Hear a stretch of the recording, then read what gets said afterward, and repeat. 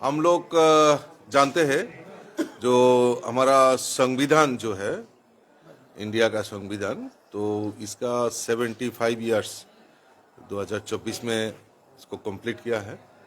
तो इसको लेके हम लोग Bharatiya Janata party, national party और सेंट्रल ने निर्णय लिया है।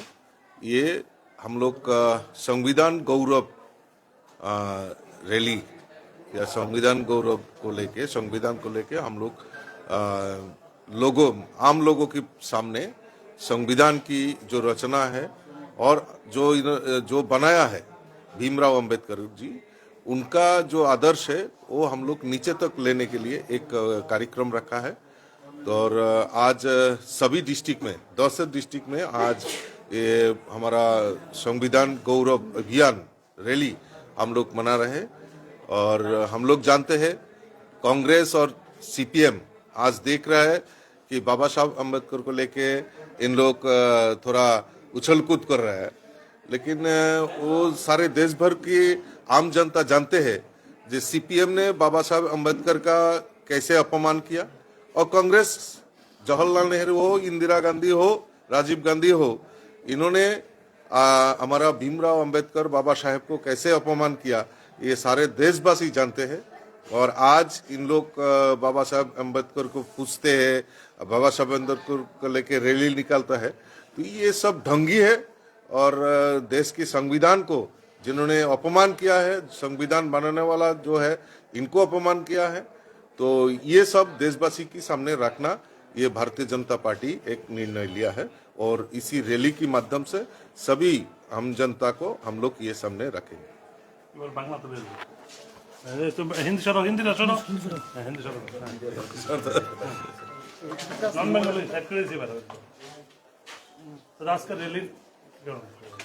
আমরা সবাই জানি যে আমাদের সংবিধানের 75 বছর কমপ্লিট হয়েছে। এই সংবিধানের কি কি অধ্যায় রয়েছে, কি কি রয়েছে, এই সংবিধান আমাদের জীবনে কি কি করতে পারে, তার রূপরেখা মানুষের সামনে তুলে ধরার জন্য আমাদের রাষ্ট্রীয় বিজেপি সিদ্ধান্ত নিয়েছে যে এই আমাদের সংবিধান গৌরব অভিযান সেটা আমরা অনুষ্ঠিত করছি, সারা ভারতবর্ষেই হচ্ছে। আর আজকে আমরা ভারতীয় জনতা পার্টি ত্রিপুরা প্রদেশ কমিটি সমস্ত জেলাতে, আজকে 10টি জেলাতে আমরা এই র্যালি সংগঠিত করছি। আর এই র্যালির মাধ্যমে মানুষের সামনে তুলে ধরবো যে কংগ্রেস এবং সিপিএম আজকে আমরা দেখছি ওনারা যে বাবা সাহেব আম্বেদকর অর্থাৎ সংবিধান রচয়িতা বাবা সাহেব আম্বেদকরকে নিয়ে ওনারা মিছিল করছে, কনভেনশন করছে। তো তারা এসব মিথ্যাবাদী, মিথ্যা প্রচার করছে। কারণ আমরা জানি সিপিএম কিভাবে এই ভারতবর্ষের সংবিধানকে অপমান করেছে। কারণ তাদের যে নিজস্ব সংবিধান রয়েছে সেখানেই তাদের যে উদ্দেশ্য কমিউনিস্ট পার্টি, সেখানে পুরো লেখা রয়েছে তারা এই সংবিধানকে মানে না, তারা শুধু ডিক্টেটরশিপ সেটা কায়েম করবে, অর্থাৎ সংবিধানকে পরিবর্তন করবে। এবং এই ভীমরাও আম্বেদকরজিকে কিভাবে অপমান করেছে, যখন উনি সেন্ট্রাল বোম্বে থেকে নির্বাচনে প্রতিদ্বন্দ্বিতা করেছিলেন, তখন সেখানে সিপিএম এর কমিউনিস্টের নেতা শ্রীপদ দাঙ্গে উনি উদ্দেশ্য করে বলেছিলেন যে ভীমরাও আম্বেদকরকে জেতানো যাবে না, ভোট দেওয়া যাবে না, প্রয়োজনে ব্যালট পেপার ছিঁড়ে দাও। আর আজকে সিপিএম এই ভীমরাও আম্বেদকরকে নিয়ে মিছিল করছে, কনভেনশন করছে, এটা হাসি খুরাক হয়েছে।